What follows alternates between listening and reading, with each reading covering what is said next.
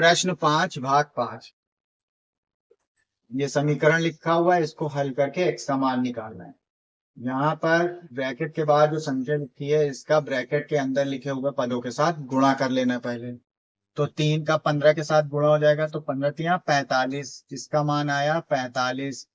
फिर यहाँ पे प्लस और ये माइनस किए, इसका प्लस माइनस का गुणा होके आएगा माइनस। 3 का 4 में गुणा, 3 चौको 12x।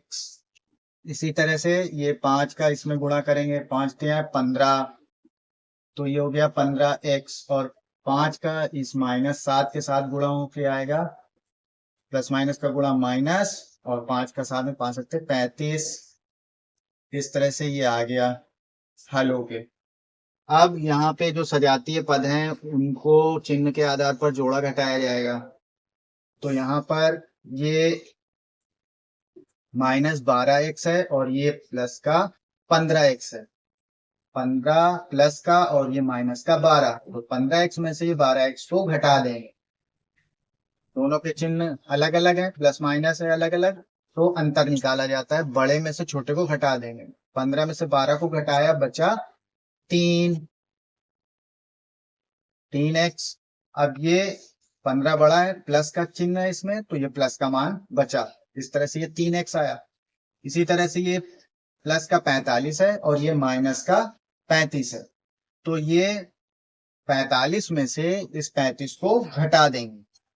45 में से 35 गए, बचे 10, तो ये लिख लिया 10। अब 45 बड़ा है, इसमें प्लस है, तो ये प्लस का मान बचेगा।